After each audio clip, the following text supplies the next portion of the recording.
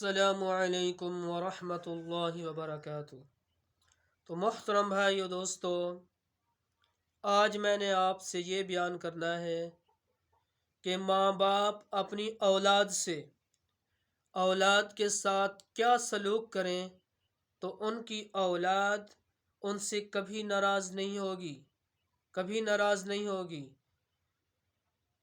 तो आज बाज़ वालिदैन ऐसे होते हैं जो औलाद को तंग रखते हैं और औलाद के ऊपर जुल्म करते हैं और ज़बरदस्ती करते हैं, तो फिर रिज़ल्ट ये मिलता है कि औलाद बजाय उनके करीब आने से उनसे दूर हो जाती है, उनसे दूर हो जाती है।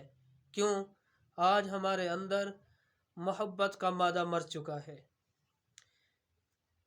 एक बार हज़रत मुआविया रज़ी अल्लाह ताला अन्हु ने अहनफ बिन कैस रज़ी अल्लाह अन्हु से पूछा कि कहिए औलाद के सिलसिले में क्या सलूक होना चाहिए। अहनफ बिन कैस रज़ी अल्लाह ताला अन्हु ने कहा, ऐ अमीरुल मोमिनीन, औलाद हमारे कुलूब दिल का समरा है, कमर की टेक है। हमारी हैसियत उनके लिए ज़मीन की तरह है जो निहायत नर्म और बेज़रर है। हमारा वजूद उनके लिए साया फगन है, आसमान की तरह है। हम उन्हीं के ज़रिए, हम अपनी औलाद के ज़रिए बड़े बड़े काम सर अंजाम देते हैं, हिम्मत करते हैं। और फरमाया कि अपनी औलाद के साथ तीन सलूक करो, तीन सलूक करो अपनी औलाद के साथ, तो आपकी औलाद कभी भी आपसे नाराज़ नहीं होगी। तीन सलूक करना है। नंबर 1, अगर वो आपकी औलाद आपसे कुछ चीज़ का मुतालबा करे तो उनको खूब दीजिए। अगर आपकी औलाद आपसे किसी चीज़ का मुतालबा करती है तो फरमाया उसको खूब दीजिए, खूब दीजिए। हाँ। नंबर 2, अगर कभी दिल गिरफ्तार हो जाए तो उनके दिलों का गम दूर कीजिए और उन्हें, अगर वो परेशान हो जाएं तो उनको हिम्मत दीजिए, उनके कंधे थापिए ताकि उनका हौसला बढ़ जाए। उनको हिम्मत दीजिए, हिम्मत।